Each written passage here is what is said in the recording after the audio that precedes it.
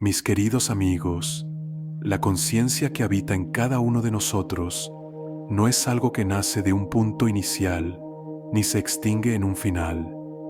Ella es un continuo, un río que fluye de vida en vida, como el agua que sigue su curso, sin interrupción. Este continuo no tiene principio ni fin, pues la verdadera conciencia no surge de algo inanimado, ni de un vacío. Cada momento de conciencia nace de un momento anterior, y de cada momento surge otro. Como las olas en el océano, una sigue a la otra, siempre en movimiento, siempre transformándose. Así como los sabios de la física hablan de la ley de la conservación de la energía, que enseña que la materia-energía no puede ser creada ni destruida, solo transformada. De igual manera podemos entender un principio de conservación de la conciencia. Nada se pierde, nada se crea, solo se transita, se transforma, se perfecciona. Cada ser posee, por lo tanto, un continuo de conciencia, como el agua de un río. Ese río puede volverse turbio o cristalino, puede contaminarse o purificarse, pero a lo largo de ese proceso, nosotros, los seres comunes, tenemos la capacidad de transformar nuestra conciencia. Así como el agua del río puede ser purificada, nuestra conciencia, con práctica y esfuerzo, puede alcanzar el estado de iluminación que un Buda experimenta. Pero, queridos amigos, surge una pregunta que muchos se hacen: ¿cómo responde el budismo a los neurocientíficos que afirman que la conciencia no es algo más allá del cerebro? Ellos creen que la mente es puramente material, que la conciencia es una función del cuerpo y del cerebro. Déjenme decirles, el budismo no niega la ciencia material, no niega los estudios del cerebro y de los procesos neuronales. Pero amigos míos, el budismo simplemente nos recuerda que afirmar que la conciencia está limitada al cuerpo es una elección de entendimiento, una decisión metafísica. No es una verdad científica absoluta, sino una comprensión condicionada. Permítanme darles un ejemplo sencillo. Observen el efecto de la droga llamada crack, que muchos seres humanos consumen. El crack afecta el cerebro, interrumpe el flujo de la dopamina, la sustancia que produce el placer. Este placer es tan intenso que la mente se distrae de todo, descuida el cuerpo, el sueño, la comida, el trabajo, y al final, la persona se ve atrapada, prisionera de su dependencia. Esta es la naturaleza de la ignorancia, la dependencia, el apego, la búsqueda incesante del placer sin comprender la verdadera naturaleza de la mente. Los neurocientíficos observan este fenómeno y concluyen: aquí está la prueba de que la mente es solo el cerebro en funcionamiento. Miren cómo una molécula puede alterar todo el comportamiento. Pero, amigos míos, puedo decirles que, aunque la droga afecta al cerebro, no toca la conciencia inmaterial. La conciencia, como la llama de una vela, puede oscurecerse, pero no puede ser creada ni destruida por procesos materiales. Ella es atemporal, infinita. Ahora, debemos reflexionar. Los neurocientíficos afirman que la conciencia es un observador pasivo que solo registra los impulsos eléctricos y químicos del cerebro, pero no tiene poder sobre ellos. Aseguran que la conciencia no participa en las decisiones, que solo es un reflejo de lo que el cerebro decide. Pero yo les pregunto, si la conciencia es solo un espectador, ¿quién es el que siente, el que experimenta, el que busca la felicidad? Esta es una cuestión profunda, amigos míos. La visión materialista de la ciencia no puede comprender la verdadera naturaleza de la conciencia, porque niega todo lo que es inmaterial, todo lo que no puede ser tocado, medido o cuantificado. La conciencia al igual que el espacio o el viento, no puede ser vista, pero se revela a través de la experiencia. El simple hecho de que el cerebro pueda ser afectado por una sustancia como el crack no prueba ni refuta la existencia de la conciencia inmaterial. Podemos decir que el crack no afecta la conciencia inmaterial, aunque sí altera su soporte cerebral. La conciencia ya no puede interactuar con el cerebro de la misma manera que un piloto, al mando de un avión averiado, no puede mantener el rumbo. Queridos amigos, la ciencia y el materialismo buscan explicaciones, y eso es bueno. Pero el conocimiento de la verdadera naturaleza de la conciencia no puede encontrarse únicamente en el mundo físico, en el mundo material. Requiere una mirada interior, una reflexión profunda, una meditación.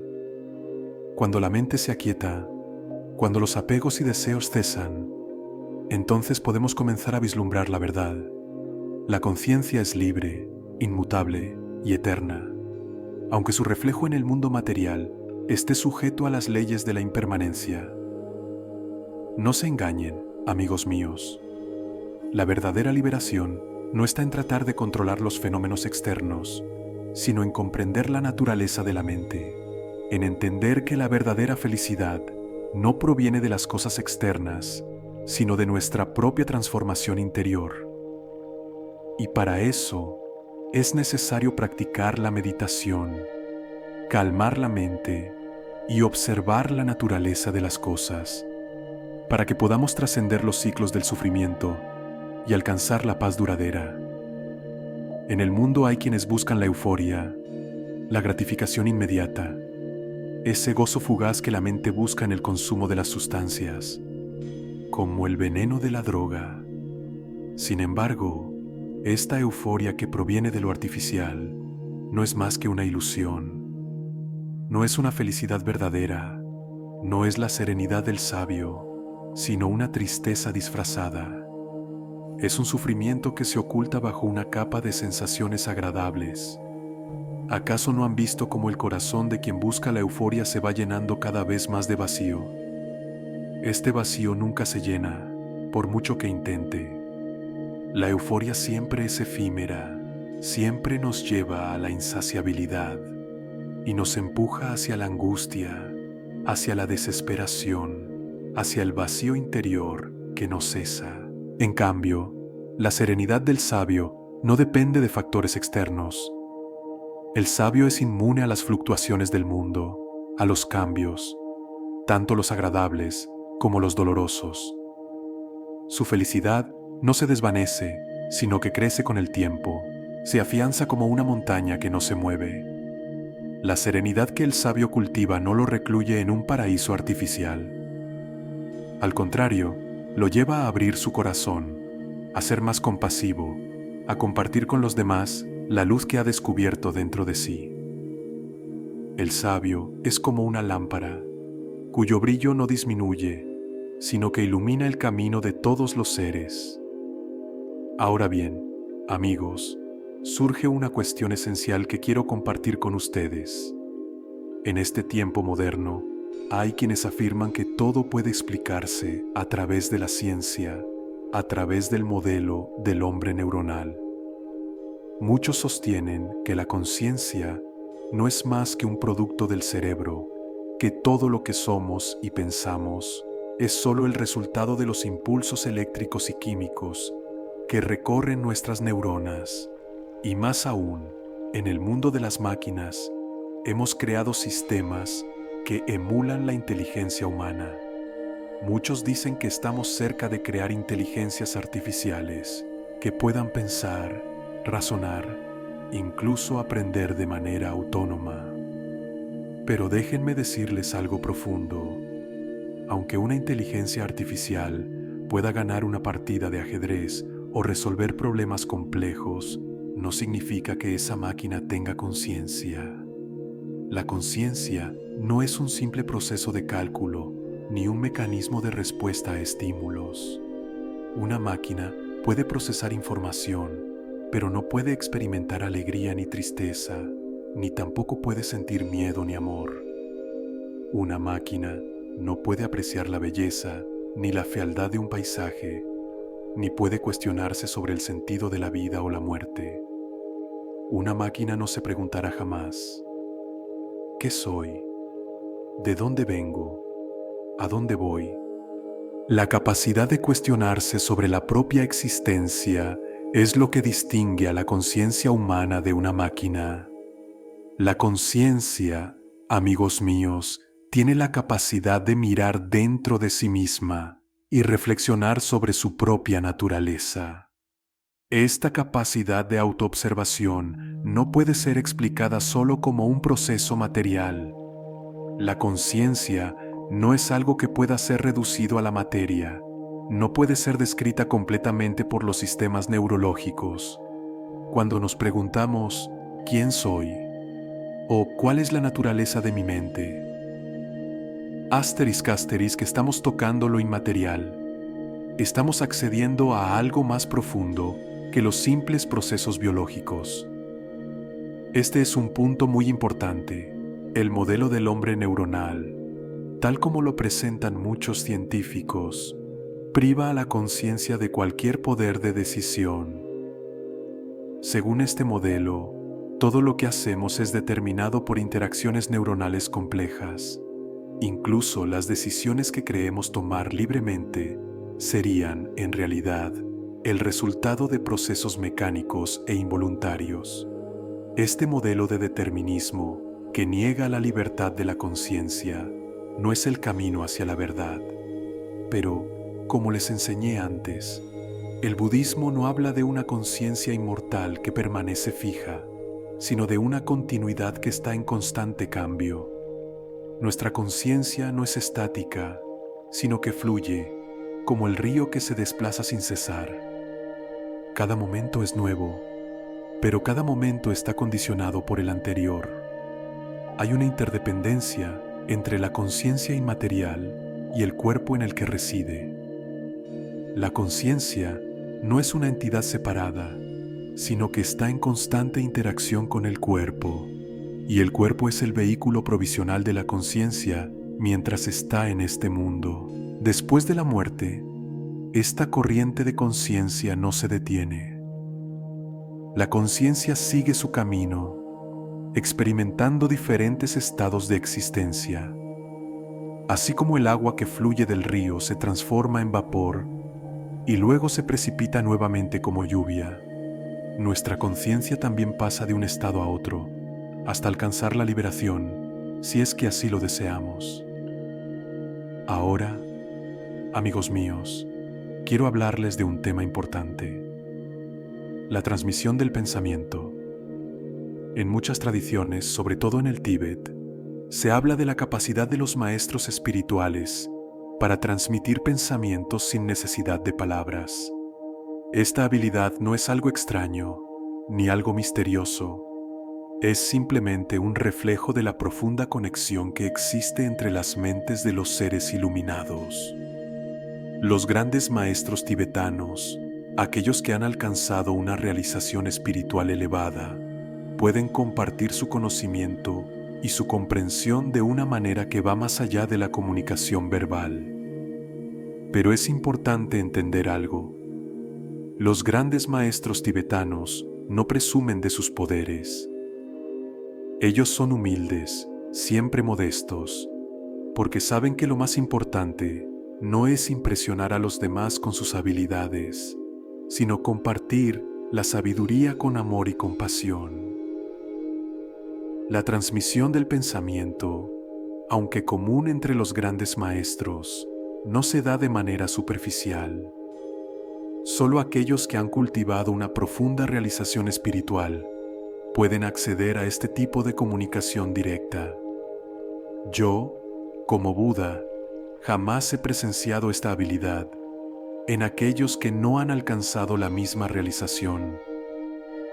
La transmisión del pensamiento no es algo que se pueda hacer sin la experiencia profunda de la mente.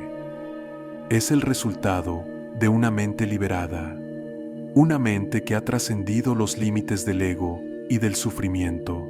Por lo tanto, amigos míos, al considerar la conciencia y la transmisión del pensamiento, no caigan en el error de pensar que la mente es solo una máquina, un sistema de interacciones materiales.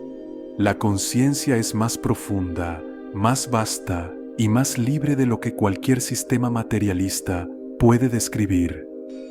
Al comprender esto, podrán liberarse de las cadenas del sufrimiento y descubrir la verdadera paz y sabiduría que reside en el corazón de cada uno de nosotros.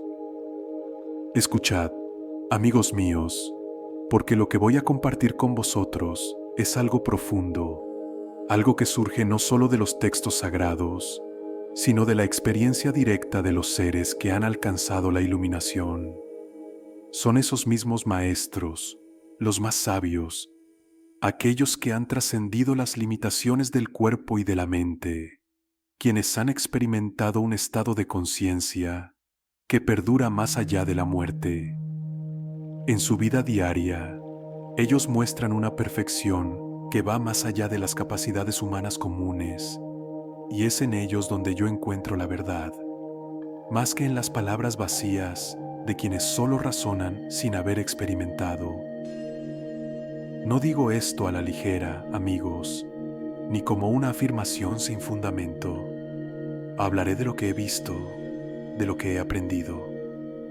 Es fácil pensar que aquí estamos hablando de fe, de creer ciegamente en algo que no se puede ver. Sin embargo, si definimos la fe no como una creencia ciega, sino como una convicción que nace de la experiencia directa, entonces, ¿por qué no confiar en lo que estos maestros nos muestran a través de su vida? La fe del budismo no es una creencia irracional. Cuando la fe se aparta de la razón, puede convertirse en superstición.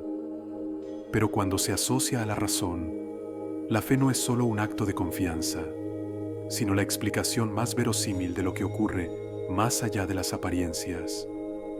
Lo que vemos no es todo lo que hay, amigos míos, y la fe, cuando es sabia, puede abrirnos los ojos a verdades más profundas. Es cierto que para muchos es difícil aceptar lo que no han experimentado por sí mismos. La fe se construye sobre la experiencia y es difícil compartir una convicción que proviene de una vivencia que otro no ha tenido. Sin embargo, si esos sabios han experimentado la continuidad de la conciencia más allá de la muerte, y si su vida diaria refleja los frutos de esa experiencia, ¿por qué no reconocer la verdad en sus palabras y acciones? Esta no es una cuestión de creencia ciega, sino de una comprensión más profunda que trasciende los límites del razonamiento intelectual. Ahora, quisiera hablar sobre otro punto que se presenta en la enseñanza del budismo: la reencarnación. En nuestra tradición, no hablamos de la muerte como un final, sino como una transición, una continuidad de la conciencia. Existen relatos, no solo en nuestros textos sagrados, sino también en testimonios modernos, que nos hablan de la memoria de vidas pasadas. Y aunque puede resultar difícil para muchos aceptar tales relatos, es una enseñanza importante en el camino hacia la comprensión del ciclo de renacimientos. Por ejemplo, se han documentado casos de niños que recuerdan con asombroso detalle las circunstancias de sus vidas anteriores. En un caso, una niña de Puna, en la India, recordó su familia, su casa, los detalles precisos de su muerte y su vida anterior. Este relato, como muchos otros, fue verificado por observadores y expertos enviados por el Dalai Lama.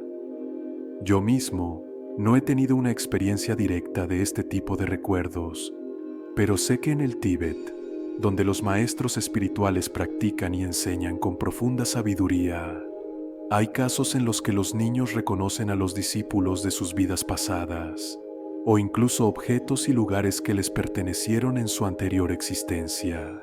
Amigos míos, estas no son meras historias, son expresiones de una verdad más profunda. una verdad que trasciende el entendimiento racional, pero que es corroborada por la experiencia directa de los seres iluminados. Estos niños no solo reconocen a personas, sino que demuestran un conocimiento interior que va más allá de lo que la razón puede comprender. Este conocimiento no es superficial, no es un truco de la mente, es una verdad vivida, una vivencia profunda de lo que la conciencia humana puede experimentar más allá del cuerpo físico. La certidumbre que nace de una vida de práctica contemplativa es tan poderosa como la demostración de cualquier teorema matemático. Pero hay algo más importante aún.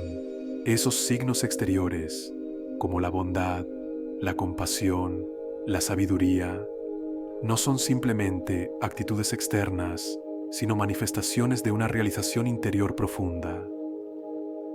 La verdadera sabiduría no es solo un conocimiento intelectual, es algo que se refleja en cada acción, en cada pensamiento, en cada gesto de compasión.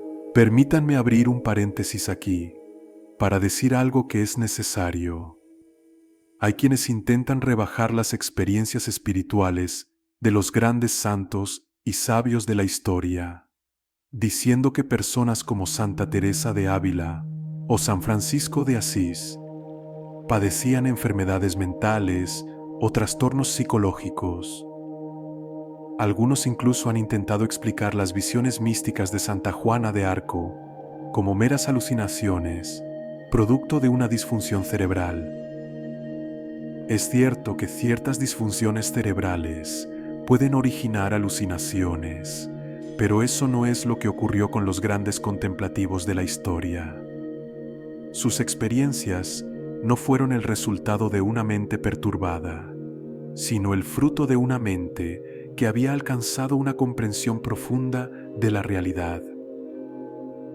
Algunos pueden intentar rechazar lo espiritual y lo trascendental, reduciéndolo a simples explicaciones biológicas o psicológicas, pero esto no hace justicia a la verdad. Los grandes maestros espirituales, los grandes sabios, no eran personas enfermas de mente, sino individuos que habían superado las limitaciones de la mente ordinaria para experimentar directamente la realidad de la conciencia universal. La experiencia espiritual no debe ser rebajada ni trivializada. Es una puerta a un conocimiento que va más allá de lo material y lo superficial. En resumen, amigos míos, la fe no es una creencia ciega, sino una comprensión profunda que nace de la experiencia. Los testimonios de los grandes maestros, los recuerdos de vidas pasadas, las experiencias de los sabios, no son meras historias sin fundamento. Son señales de una verdad más profunda que trasciende las fronteras de la mente materialista. La conciencia no es simplemente un producto del cerebro, es algo más grande, algo eterno, algo que trasciende la muerte y renace una y otra vez, guiándonos hacia la liberación. Os invito a mirar dentro de vosotros mismos, a reconocer la profundidad de vuestra propia conciencia y a buscar esa sabiduría que ha sido transmitida a lo largo de los siglos por los grandes sabios y maestros del budismo. La verdad está más cerca de lo que pensáis y está esperando ser descubierta en la quietud de la mente y la apertura del corazón. Sabed que todo lo que comparto no proviene solo de libros ni de enseñanzas ajenas, sino de la experiencia directa de aquellos que han transitado este camino de despertar. Es esencial entender que el ser humano, al igual que todas las cosas, está marcado por la interdependencia de causas y efectos. Así, cuando se trata de la mente, no se puede hacer una distinción tan simple entre lo que es real y lo que no lo es, simplemente por ser excepcional o no reproducible. Si dejamos de lado un fenómeno solo porque no podemos repetirlo a voluntad, ¿cómo podremos reconocer la verdad cuando ésta se nos revele? La realidad no puede ser limitada por lo que la mente racional considera posible.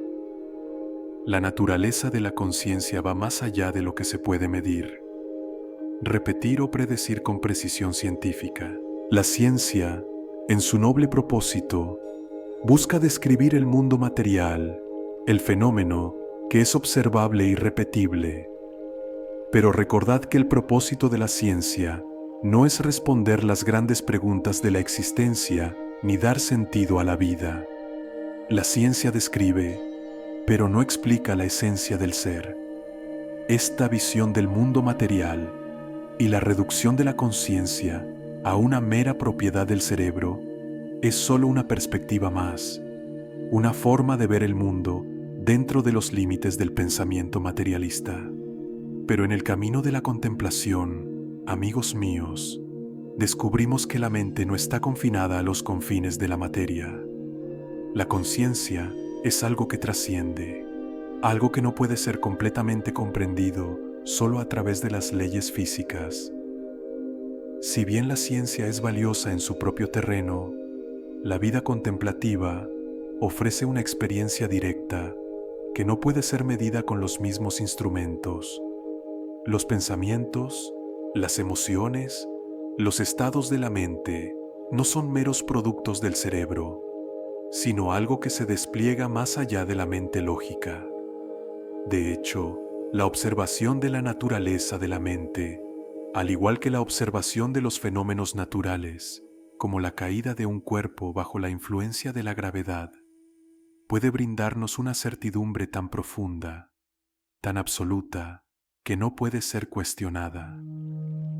La mente no es un fenómeno limitado a la ciencia. Es un océano profundo en el que se puede sumergir el buscador sincero. En este sentido, hemos comenzado a adentrarnos en lo que algunos llamarán psicología budista, aunque no se trata simplemente de un análisis técnico de la mente. Hablar de la mente en el budismo no es hablar de una mera función biológica, sino de un campo vasto donde la conciencia, el sufrimiento, el despertar y la sabiduría se entrelazan. Es una ciencia que busca comprender la mente no solo en su superficie, sino en su núcleo, en su esencia más profunda. Una de las claves de esta ciencia de la mente es reconocer que no basta con identificar los pensamientos, las emociones o los impulsos que surgen en nuestro ser.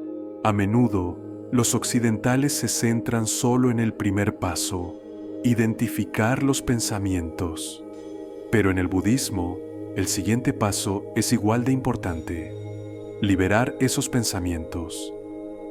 No se trata solo de reconocer lo que aparece en nuestra mente, sino de liberarlo, de dejar que se disuelva y desaparezca sin dejar huellas en nuestro espíritu. Porque si no liberamos los pensamientos, estos comienzan a encadenarnos. Se convierten en las raíces de nuestro sufrimiento, de nuestra confusión.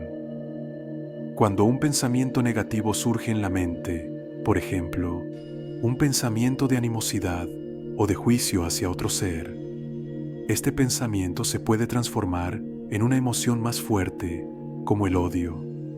Y el odio, si no es transformado, se convierte en una acción, una palabra hiriente, un gesto de violencia.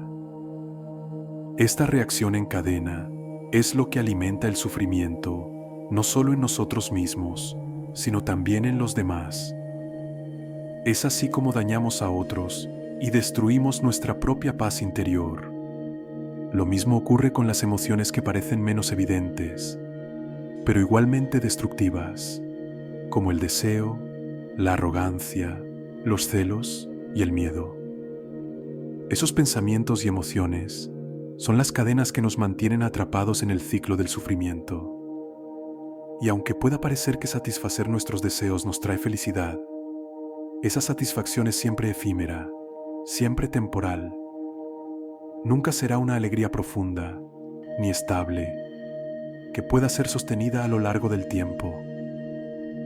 Es como beber agua salada, que solo aumenta nuestra sed. En este camino de liberación, amigos míos, La verdadera clave no es simplemente identificar los pensamientos perturbadores, sino aprender a disolverlos, a dejar que se desvanezcan en el vasto espacio de la mente, como nubes que se disipan al viento. El trabajo sobre la mente no consiste solo en observar, sino en transformar. No se trata solo de ver el pensamiento negativo, sino de permitir que ese pensamiento pierda su poder sobre nosotros, para que ya no nos arrastre en su tormenta. La mente debe ser entrenada, no solo para observar, sino para liberarse. En la tradición budista, este proceso se conoce como el desapego de los pensamientos y es fundamental para alcanzar la serenidad y la sabiduría. Cada emoción que surge, cada pensamiento que se presenta, es una oportunidad para practicar el arte de la liberación. Si uno se entrena para dejar que esos pensamientos se disuelvan, como el viento que disuelve la niebla, entonces la mente se convierte en un espacio de claridad, donde la verdadera paz puede habitar. Recordad, amigos míos, que la mente no es el enemigo. No son los pensamientos los que causan nuestro sufrimiento, sino nuestra identificación con ellos, nuestra creencia de que somos esos pensamientos. Si aprendemos a liberarnos de ellos, a no aferrarnos a ellos, descubriremos una paz que no depende de nada externo. Esa paz es la verdadera felicidad, la que no es perturbada por las circunstancias, la que se encuentra en el corazón de la propia conciencia.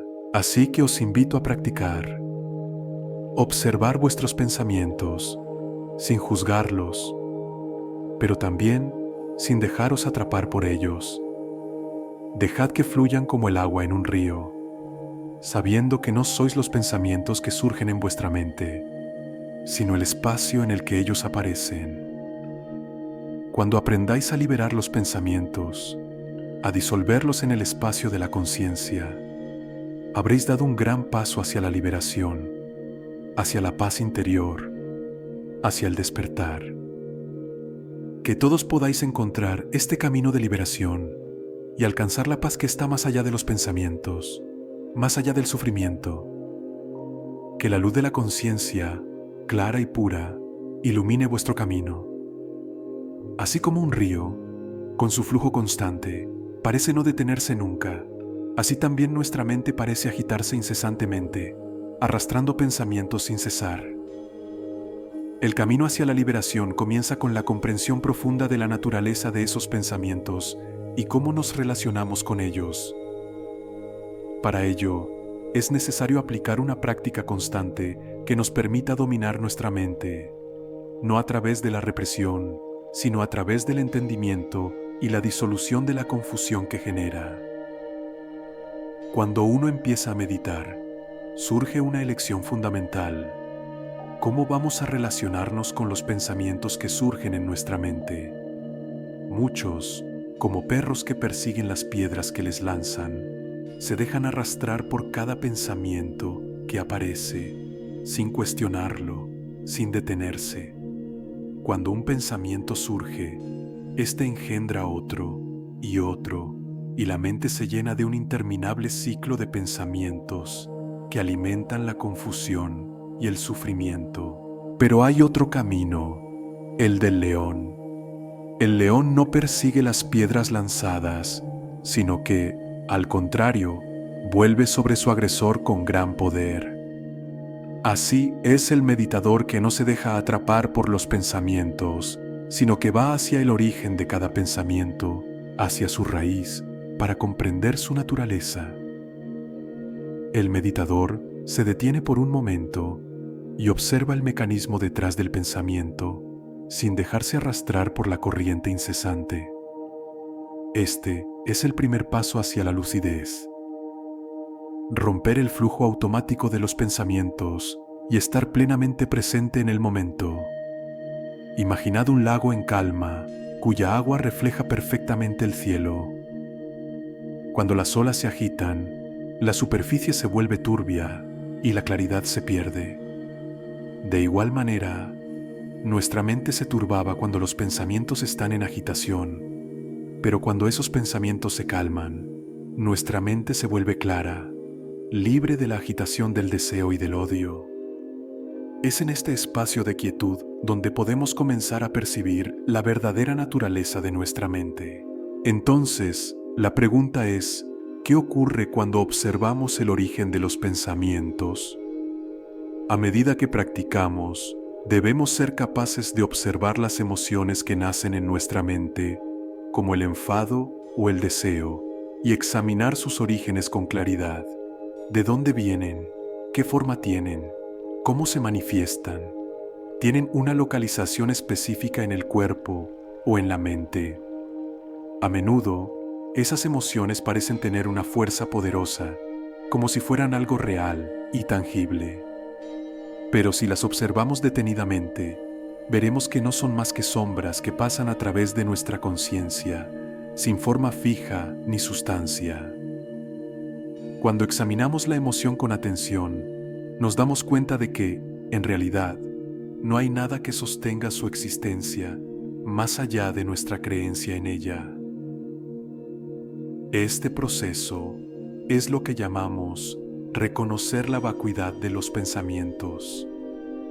No vacuidad en el sentido de una nada absoluta, sino la vacuidad de la realidad sólida que les otorgamos. Así, cuando miramos profundamente en la naturaleza de un pensamiento, nos damos cuenta de que en realidad es vacío, no tiene una existencia independiente o separada. Como el reflejo en el agua, el pensamiento surge y desaparece, y no necesitamos aferrarnos a él. En el momento en que nos liberamos de esa identificación con los pensamientos, nuestra mente se aclara, se estabiliza, y dejamos de ser esclavos de esos impulsos internos. Este proceso de liberar los pensamientos se vuelve natural con la práctica. Así como una imagen dibujada en la superficie del agua se borra inmediatamente cuando se la toca, nuestros pensamientos se desvanecen tan pronto como se nos ocurren. Ya no nos atrapan ni nos arrastran, porque entendemos que son solo manifestaciones momentáneas de la mente, no algo a lo que debemos aferrarnos. Con el tiempo, este desapego se convierte en un hábito y la mente se vuelve más estable, más tranquila, más sabia. Ahora, amigos míos, recordad que los pensamientos no solo afectan a nuestra mente, sino que también se reflejan en nuestras acciones. Los pensamientos son las semillas de nuestras acciones. Si no tenemos control sobre nuestros pensamientos, difícilmente podremos controlar nuestras palabras y actos.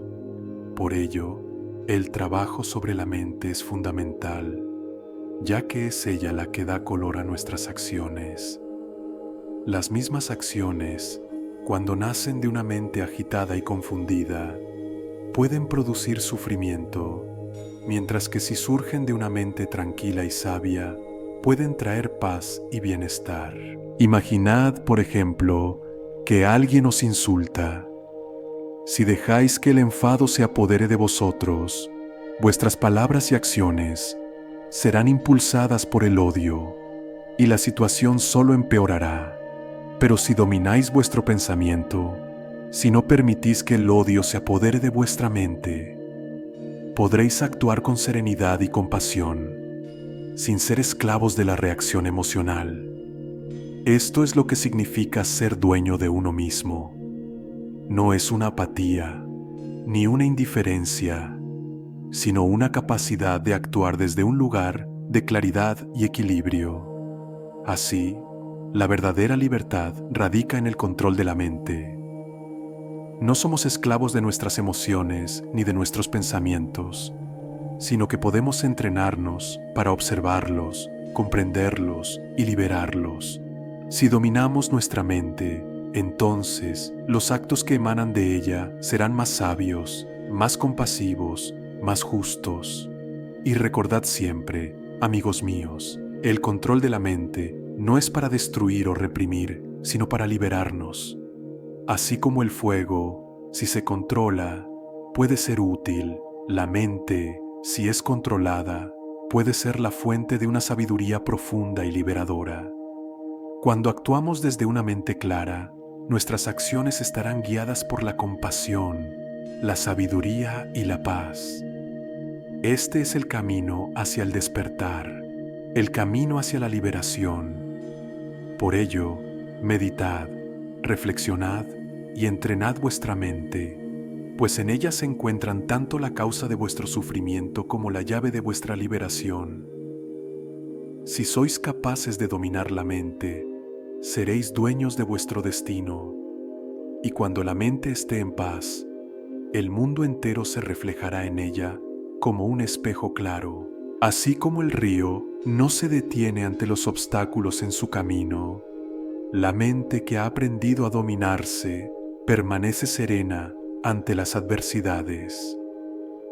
La verdadera paciencia, amigos míos, no es la pasividad de quien se somete sin voluntad, ni la debilidad que permite que las circunstancias gobiernen nuestra vida.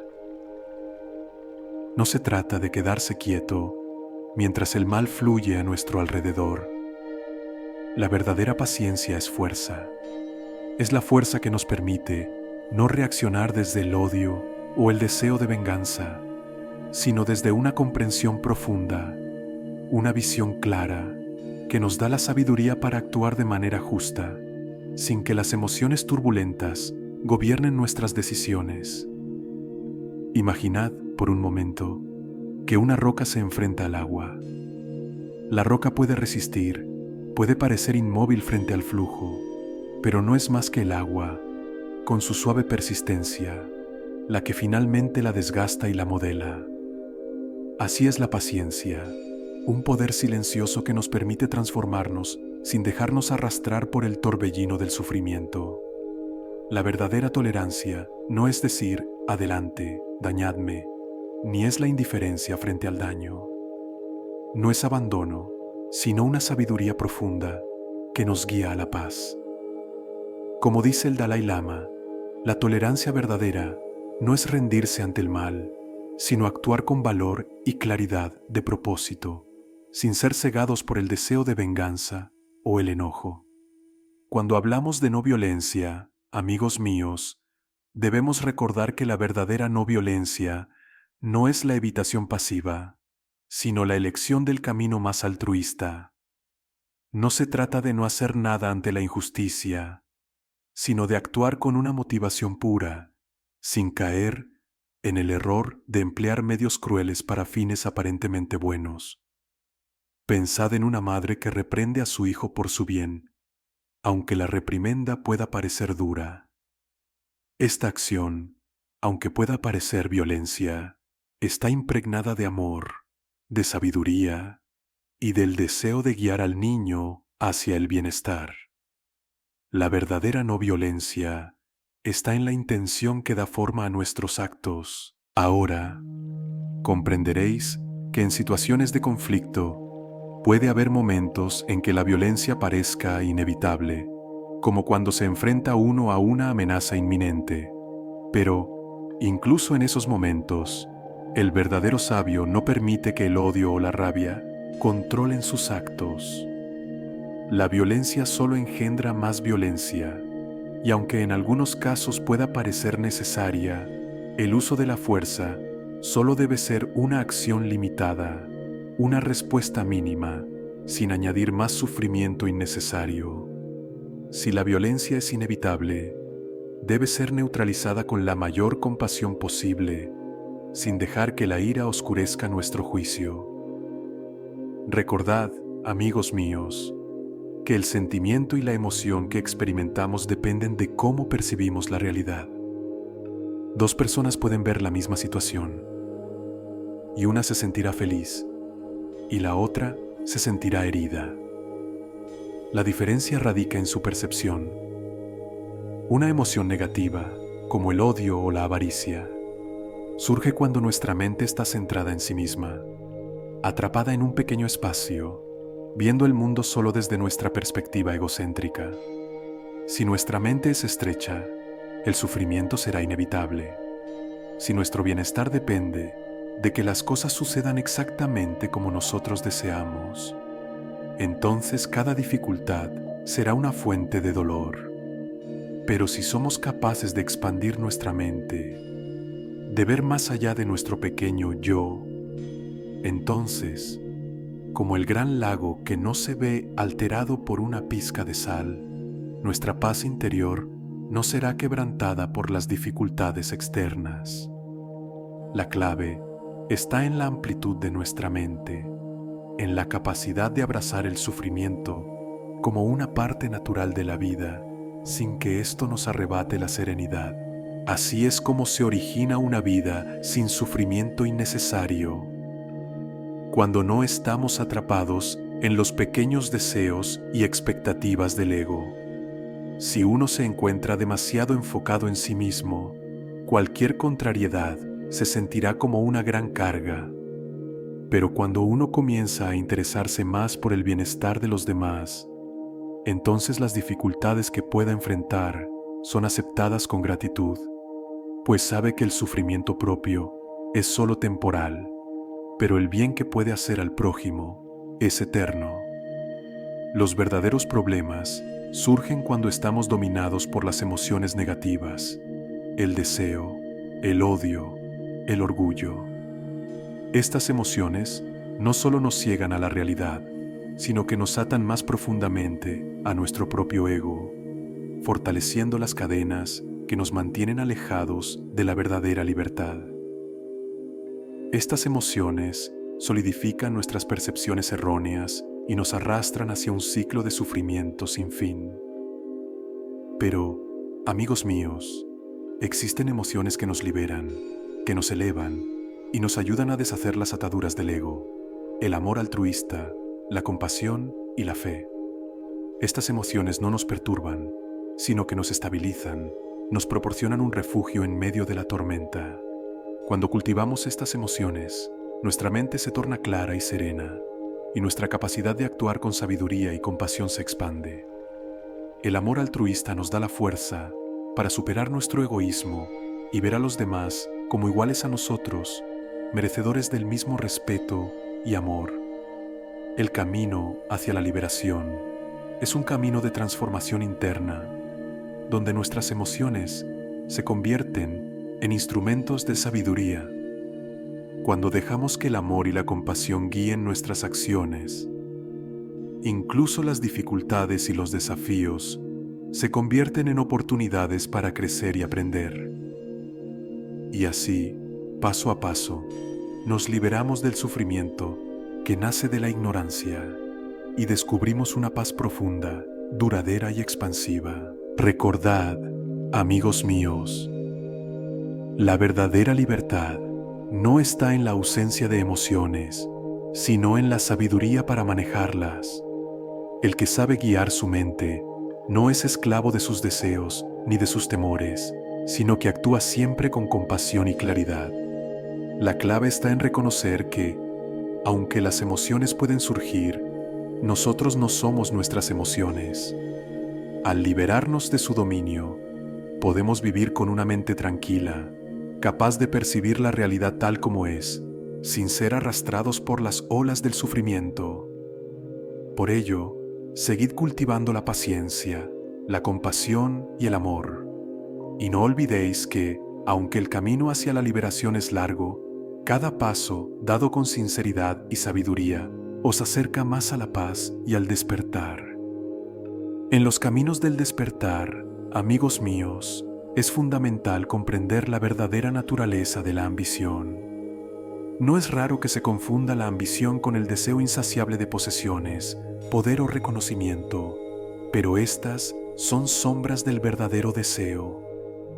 La verdadera ambición en el camino del Dharma es una ambición por el bien de todos los seres. No se trata de acumular para uno mismo, ni de construir una imagen personal, sino de desear el bienestar y la paz para todos los seres del universo. Esta es la ambición ilimitada, el deseo de aliviar el sufrimiento de todos los seres bajo el cielo. Os invito a reflexionar qué sentido tiene vivir sin una dirección más allá de nuestro propio interés. Si la ambición es el motor que nos mueve, Que sea entonces una ambición que no nos ate al ego, sino que nos libere para abrazar el bienestar de todos los demás. El budismo enseña que la ambición altruista es una virtud cardinal.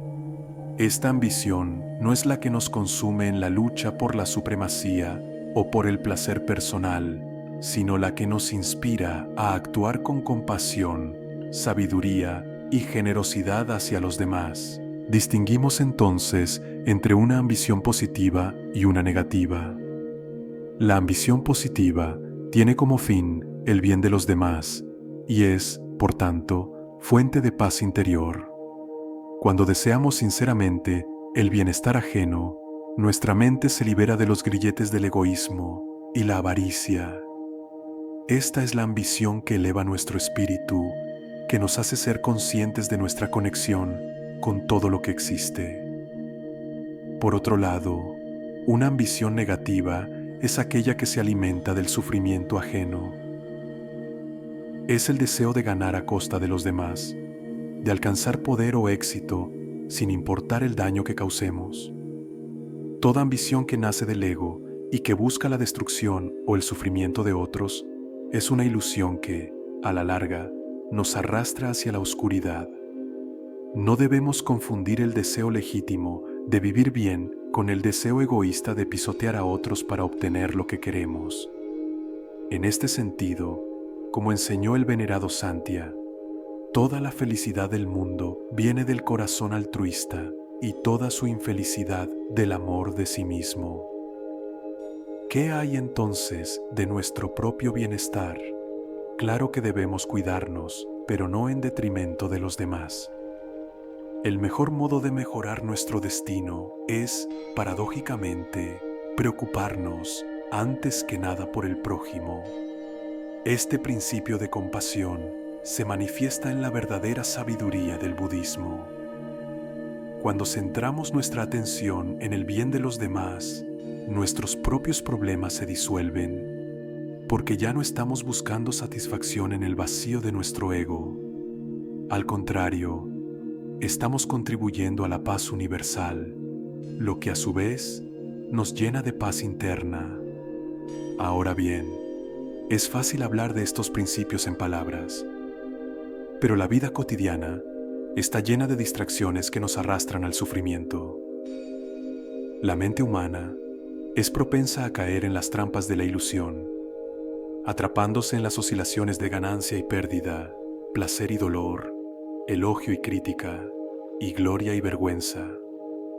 Aunque los seres humanos raramente enfrentan un peligro mortal todos los días, constantemente somos atacados por las emociones negativas, el miedo, la ira, los celos, la codicia. Cada uno de estos pensamientos es una chispa que, si no se controla, puede incendiar un bosque entero de sufrimiento. Así es como el sabio se convierte en el protector de su propia mente. Un pensamiento como una nubecilla no trae la lluvia, pero si lo dejamos crecer y alimentar, puede desatar una tormenta destructiva.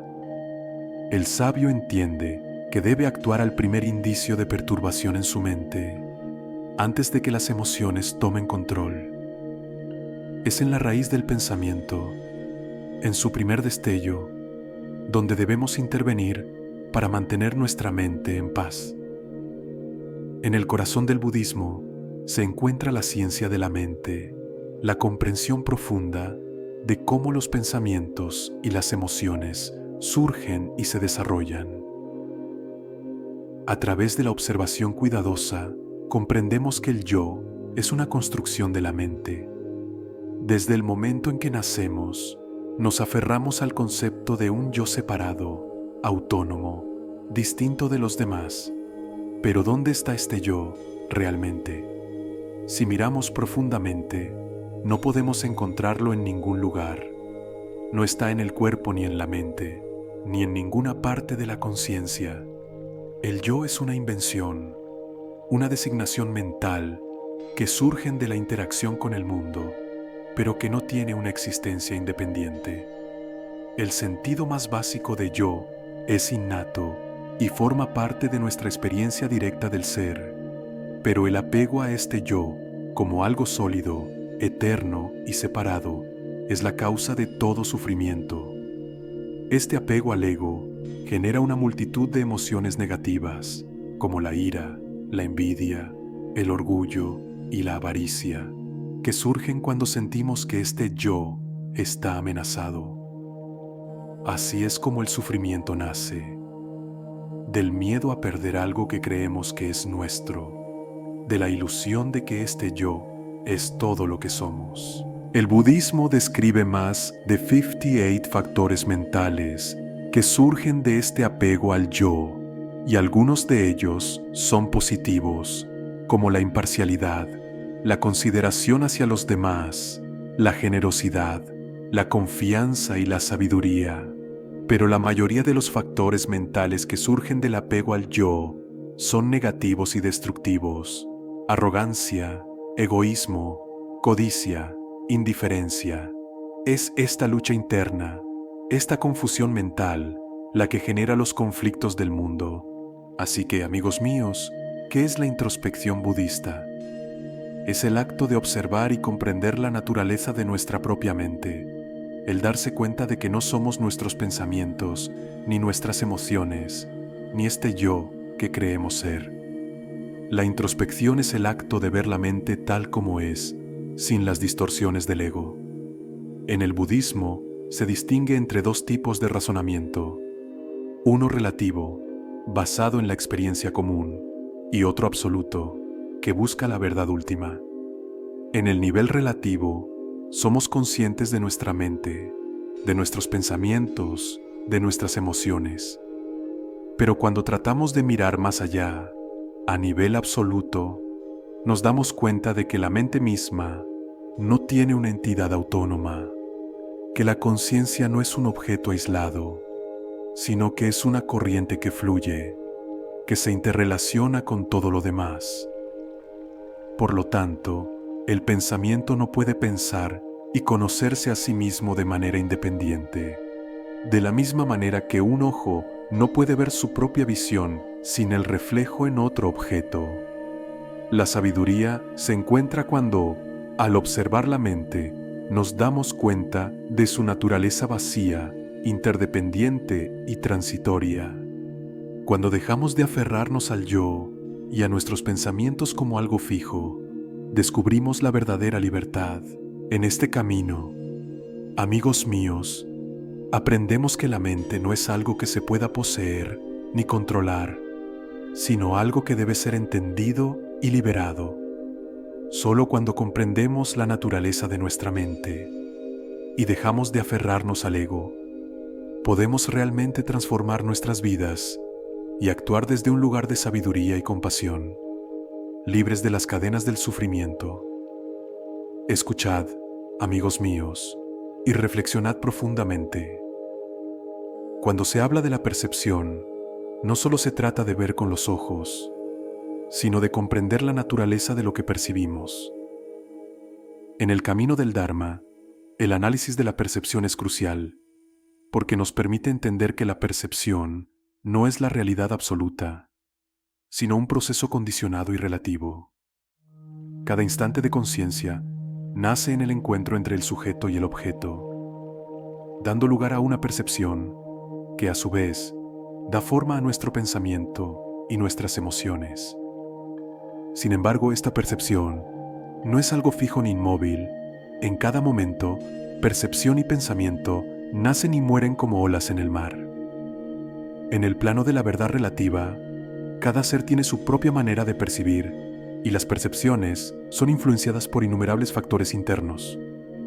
Nuestro estado mental, nuestras creencias, nuestra historia personal, nuestras emociones. Un objeto no tiene una cualidad inherente de ser bueno o malo, bello o feo, deseable o indeseable. Esta cualidad le es atribuida por la mente que observa. Así como un vaso de agua puede ser visto de diferentes maneras por diferentes seres, como un lugar donde habita un pez, como una bebida refrescante para el ser humano, como un néctar de inmortalidad para un dios.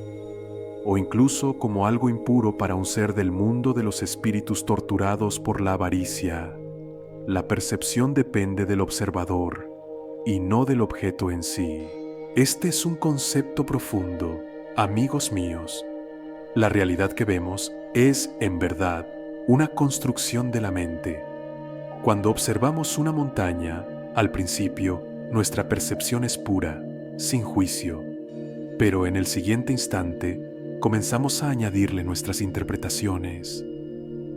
Unos dirán que es peligrosa, otros que es un lugar idóneo para meditar.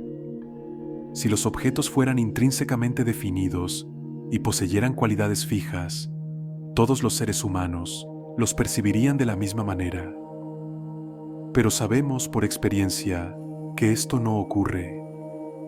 La mente, al ser condicionada por nuestros pensamientos y emociones, tiñe nuestra percepción de colores distintos, haciendo que el mundo se vea de formas variadas.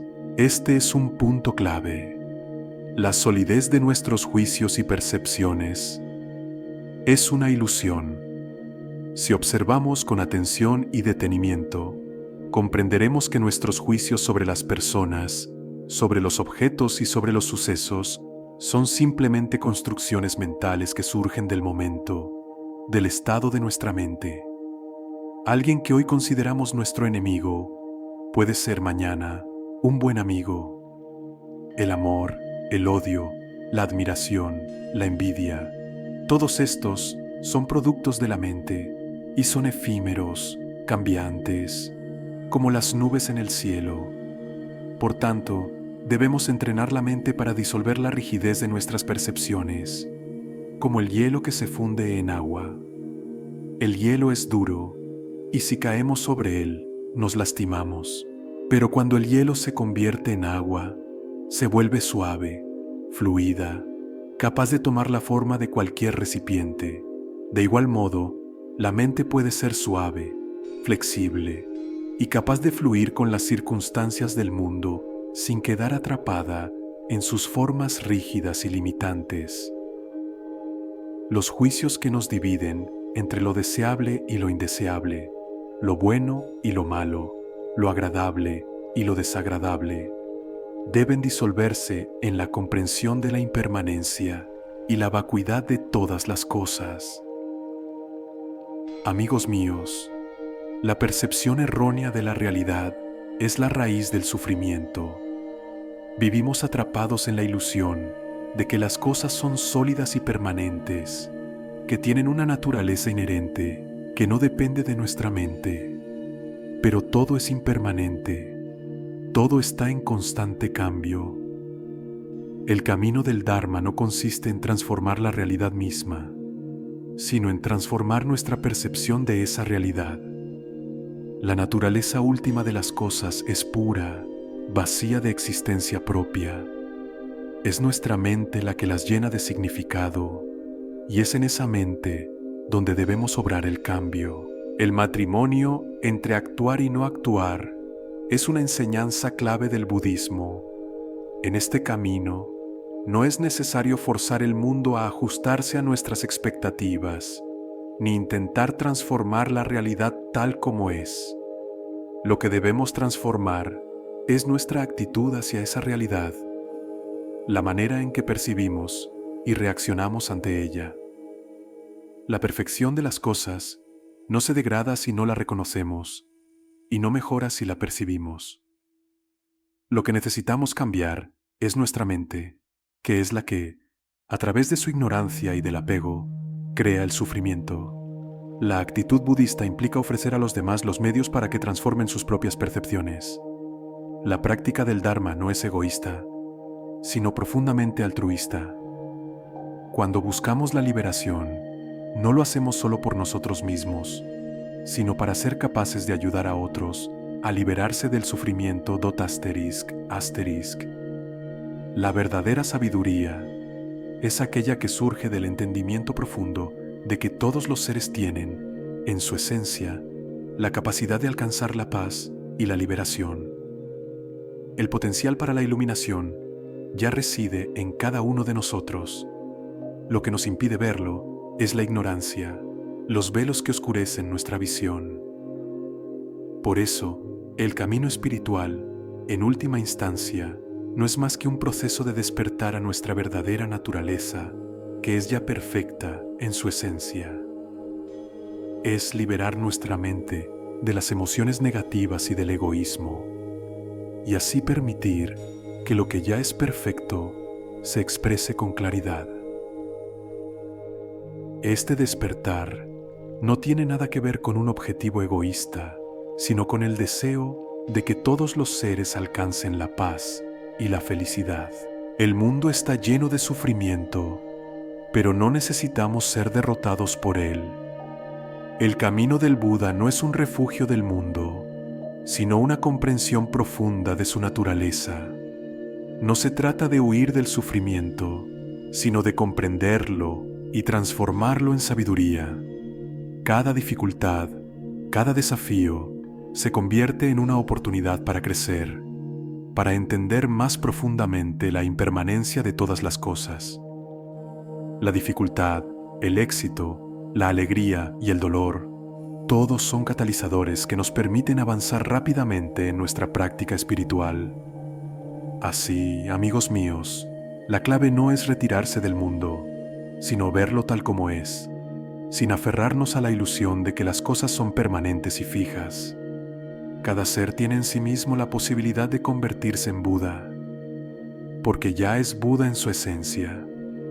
Solo debemos eliminar los velos que nos separan de esta verdad y permitir que la luz de la sabiduría y la compasión se manifieste plenamente.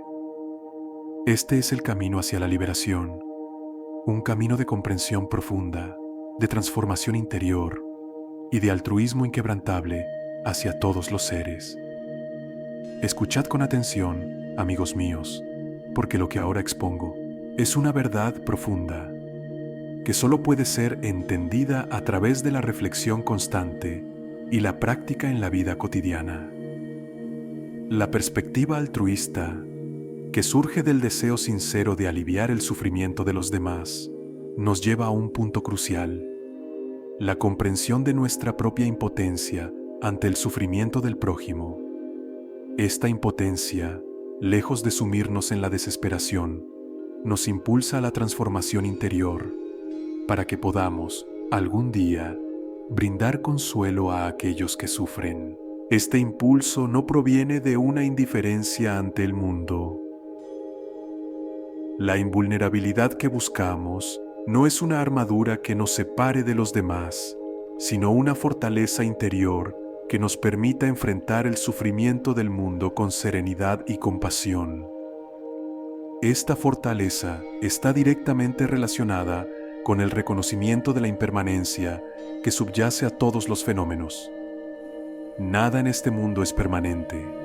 Todos los objetos, pensamientos y emociones están en un constante flujo, cambiando de instante en instante. Este es un principio esencial del Dharma.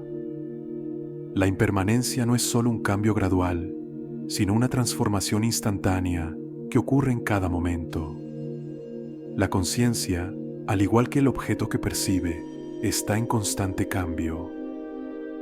No existe una conciencia fija, ni un objeto fijo, que perdure más allá de su breve manifestación.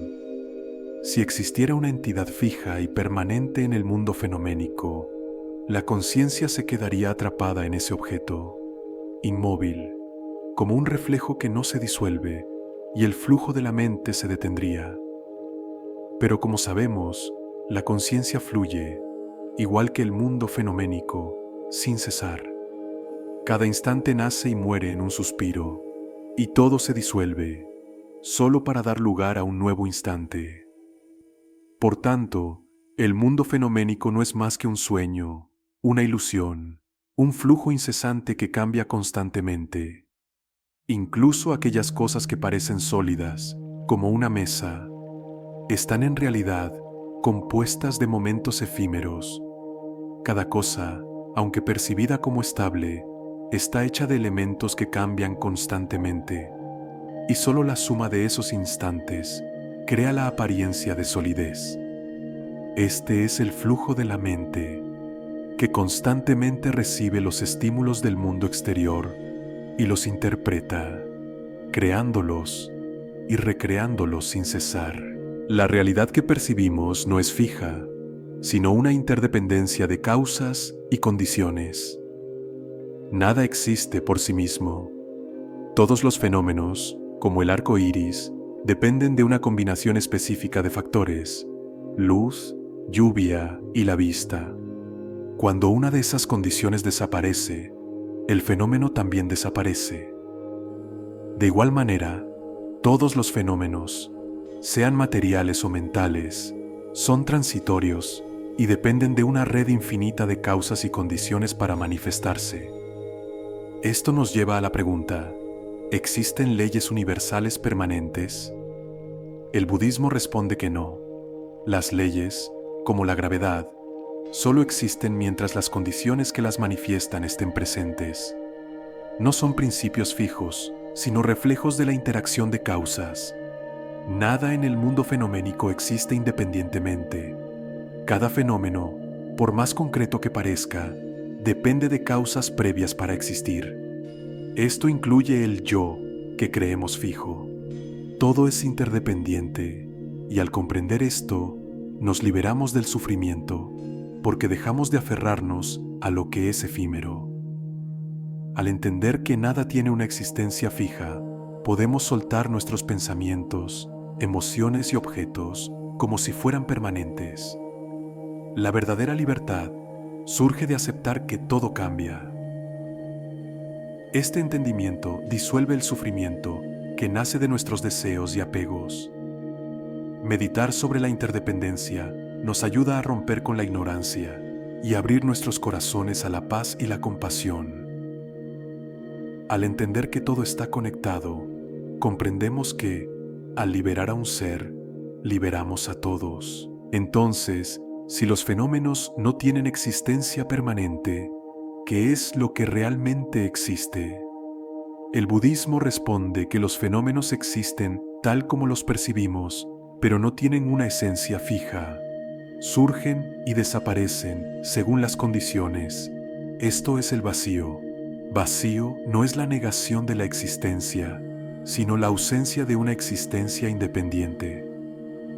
Al igual que un reflejo en el espejo, los fenómenos no tienen sustancia propia. Son transitorios y dependen de causas y condiciones. Esta comprensión nos libera de la ilusión de solidez y permanencia. La ciencia moderna, como la física cuántica, ha mostrado que las partículas no tienen una forma fija. Son fluidas, interdependientes y en constante cambio, lo que confirma el principio budista de que nada es sólido ni eterno. El budismo propone una ciencia interior, cultivada a través de la meditación y la introspección, que transforma nuestra mente y nos libera del sufrimiento. Este conocimiento no busca cambiar el mundo físico, sino entender la verdadera naturaleza de la mente, que está atrapada en el apego y la falsa percepción de un yo fijo.